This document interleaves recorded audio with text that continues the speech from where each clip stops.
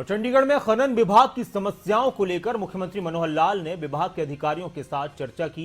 बैठक में कई अहम फैसले लिए गए और खनन का काम करने वालों को बड़ी राहत दी गई है। इसके अलावा मुख्यमंत्री ने अवैध खनन को लेकर भी साफ कर दिया कि टीमों का गठन किया गया है और अवैध खनन पर पूरी तरह से प्रतिबंध लगाया जाएगा। अगर कोई करता है तो कड़ी कार्रवाई होगी।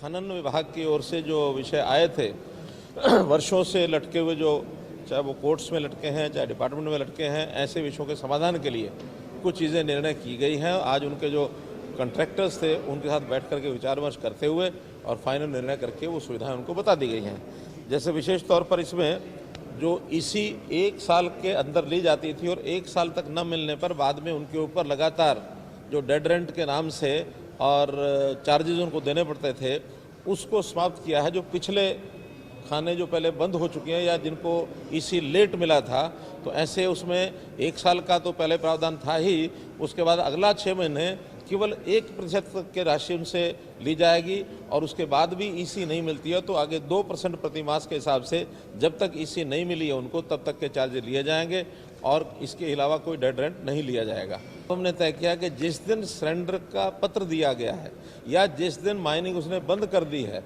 उसके बाद केवल 2 महीने का पैसा ही उनको और देना होगा। इसके अलावा सारा छोड़ दिया गया है, तो उस 2 महीने का पैसा वो जमा करा करके और उसको सरेंडर मान करके और उसको एक प्रकार से ख़त्म किया जा सकता है। माइनिंग के टेंडर होने के बाद किन्हीं भी कारणों से बाद में उसको एग्रीमेंट नहीं हो पाता या उसको नई माइनिंग मिलती है तो उसमें पहले 10% तो पहले जमा कराना पड़ता था और उसके बाद 15% 1 महीने के अंदर और भी पैसे देने पड़ते थे। हालांकि उसने माइनिंग शुरू नहीं की है तो फिर भी वो पैसे का देनदार होता था। हमने उसमें केवल अब 10% ही रखा है कि जो टेंडर से पहले 10% जमा कराए गए थे वही फिर फॉरफिट होंगे और कोई पैसा उनसे चार्ज नहीं किया जाएगा। उसके अंदर अपना एरिया वो लोग कम करना चाहते हैं। कई बार बड़ा प्लॉट ऑक्शन में ले लेते हैं लेकिन किन्हीं कारणों से उस पूरे एरिया को वो माइनिंग के लिए उपयोग नहीं कर पाते थे। कारण बहुत हैं, कहीं फॉरेस्ट है, कहीं लोगों का एतराज़ हो जाता है, कोई और इस प्रकार का कोई एरिया आ जाता है जिसके अंदर उनके लिए संभव नहीं होता माइन करना।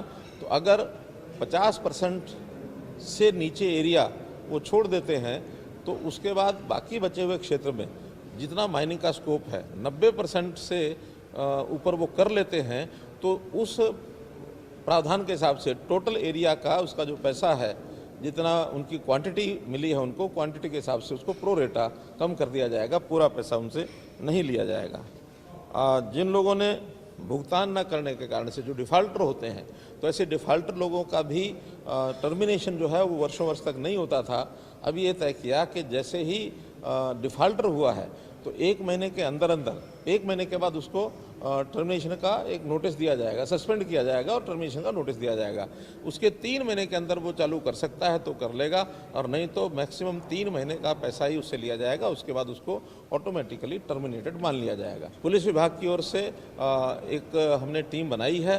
Transport department, mining department, home department यानी पुलिस विभाग, ये सब मिल करके उस अभियान को चलाए हुए हैं। और पिछले दिनों में हरियाणा के ही नहीं बल्कि राजस्थान से जो ओवरलोडिंग के ट्रक आते थे उनके भी चालान किए गए हैं। कम से कम 25% जो इलीगल माइनिंग है वो मैं समझता हूँ कि वो रोकी गई है और इसको सख्त करेंगे तो इलीगल माइनिंग को समाप्त किया जाएगा, ऐसा हमने सबको कहा।